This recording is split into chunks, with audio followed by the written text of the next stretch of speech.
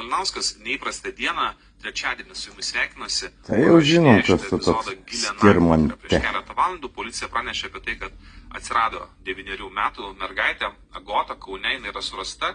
Ir kai kyla toks didžiulis ažiotažas, tokios dramatiškos istorijos, man labai daug žmonių rašo ir sako, Skirmantai, padaryk apie tai epizodą, kažkaip sureaguok, parašyk, aš visą laiką sakau, nėra prasmės, nes žurnalistai dirba savo darbą, visa žiniasklaida yra susikoncentravusi, stengiasi maksimaliai greitai pasidalinti informaciją, tai man į tai įsijungti būtų tiesiog kartoti tai, ką žurnalistai jau padarys į kitas temas, kur mano įgūdžiai gali labiau praversti. Bet... O dabar tavo įgūdžiai, Skirmantė, nepraverstų, paimk ir papasakok, kodėl čia taip tas žiniasklaida susikoncentravo, kodėl ta policija taip pavėluotai pradėjo dirbti, kodėl tas darbas toks kreivas gavosi, ar čia tu įgūdžių jau neturi kažkaip, ar ne? Gal tu skaitai, kad visi durniai aplinkui, debilai ir nieko nesupranta, kur yra chemijos gatvė, kur yra technikos gatvė, jo? Nieks nieko nežino, nieks nieko nemato, kur amalių sodai, kur tėvai gyvena, kur tie garažai, kuriuose rado, ne? Ten iki tų garažų nuo tos stotelės, daug dievė, koks 0,5 kilometro. Ir tą 0,5 kilometro norint įveikti, dar mentozaurų kameros sukabintos. Ir prie kolonijos, ir kitoj pusėj gatvės. Tai ir jos buvo tyčia nukabintos. Nu, ar Skirmantai tavo čia įgūdžių nebeužtenka šitai vietai. Ir dabar tikrinam viską visur, ar ne? Bet savų kamerų mentozaurai pamiršo pasitikrinti, ar čia profesionalumas, jo, ar čia buvo toks planas taip daryti. Ta mergaitė niekur iš to kvartalo net nebuvo išvažiavus.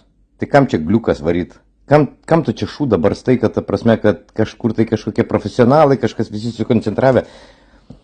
Ar tau jau tavo profesionalus įgūdžiai neleidžia nieko šito klausimu pasakyti? O gal didysis tautų vadas nieko neleido pasakyti, ar ne daugiau? O liepė pasakyti, kad vat reikia celofaną užpulti, jo?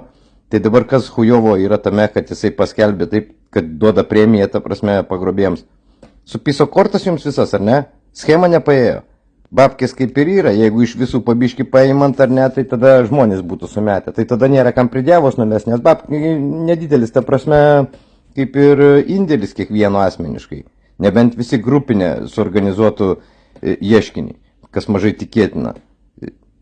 Taigi šventam reikalui visi metasi, ar ne, mergaitės išgelbėjimui.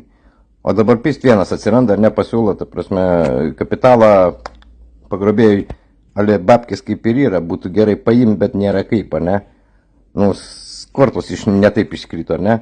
Tai dabar reikia šūdą pilt ant Antano, dėl to, kad, ta prasme, kad suknyso jums žaidimą, PR pasidaryti suknyso. Kažkaip maždaug taip čia gaunasi. Nes tokio cirko jau man seniai neteko matyti. Čia, žinai, 90 metų 16-mečių lygio cirkas. Tai čia tik tai nežinau, kam jis galėjo paeiti, bet tokiem Skirmantam nebent. Šį kartą aš noriu sureaguoti. Ir aš nekalbėsiu apie mergaitę pagrobtą ir paskui surastą. Aš nekalbėsiu apie visus bylos niuansus, bet aš pakalbėsiu apie vieną labai svarbų dalyką. Tai yra, štai tokiamis istorijomis naudojasi įvairiausio plauko veikėjai. Kriminalas, politiniai populistai visokie ir panašiai. Vienas iš jų yra Antanas Kandrotas, kuris nuolatos visose istorijose, kur tik figūruoja vaikai, stengiasi tais vaikais, tų vaikų dramomis, nepraleido šios progos. Tai bent vienas gerai, kad kažkur tai važiuoja ir filmuoja, nes turėtum būti tu, ar tu neprofesionalas, ta prasme, kad viešinti tokias istorijas. Ar tau vėlgi didysis tautų tėvas neleidžia šito daryti. Nu įdomi, tu čia Skirmantai šneki kažkaip, tai ta prasme, mes turim problemą, ar ne, ir apie turim tylėti. Nes jeigu Landsbergis tėvelis neliepia apie tai kalbėti, reiškia, turim tylėti. Tokia jau čia ta demokratija, ar ne, ką mums lieps, to mes norėsim, jo? Daro savo laivus vėlgi, važiuoja ne tam, kad ieškotų, ne tam, kad padėtų, bet tam, kad trukdytų, tam, kad tiesiog darytų savo. O čia tiksliai pastebėjai, tikrai jisai per savo laivą sutrukdė jums schemą, nes jisai paėmė ir pasiūlė atlygį už mergaitę. Jūsų planas buvo netoks, nu tai trukdė. Jums žaidimą savo sugalvotą. Reklamą savo politiniai partijai, kuri net nėra užregistruota. Ir dabar kodėl jinai yra neužregistruota ta politinė partija? Tai davai prasiplėsk, kas trukdo užregistruoti. Ar ne Landsbergio tėvelio komanda trukdo užregistruoti tą politinę partiją? Nu, kažkaip tai vėlgi, kaip čia, profesionalumų pritrūksta tau, ar kas čia atsitiko dabar? Nu, blent, net šlikštų klausyti realiai, žinok tavęs. Tiesiog bandytų tokiu būdu išnaudoti svetimų žmonių tragediją. Tai svetimų žmonių tragedija turėtų būti pirmiausiai. O čia jūsų šitas sukurtas spektaklis išnaudojo nesvetimų žmonių tragediją kažkaip tai, kaip tu čia dabar išsireiškiai, bet didelę dalį žmonių apkvailino. Va čia yra tragedija, bet tavo profesionalus lygis tikriausiai neleidžia to papasakoti, ne? Pats svarbiausias dalykas - likimo ironija. Tai yra, šį kartą jisai stipriai persistengė, nes jis padarė laivą, prieš tai jisai padarė keletą kitų laivų, jisai sudalyvavo Janotinės diskusijoje, kur tiesiog apsimelavo. Šlykščiai. Apsimelavai, tai čia tu šlykščiai, Skirmantai, nes realiai viskas yra ne taip, kaip tu čia bandai pateikti ir kaip visa žiniasklaida bando pateikti.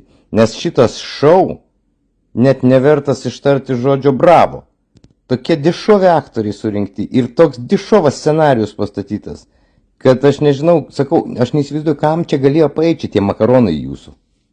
Na ir mano galva čia yra pasiektas dugnas, tai yra jisai ne tik... O va šitoje vietoje aš tikrai sutinku, čia ir mano galva, jūs jau pasiekėt totalų dugną. Jau žemiau nėra kur. Tai sėkmės tau, Skirmantai, narpliant profesionaliai, kaip čia pasakė, istorijas.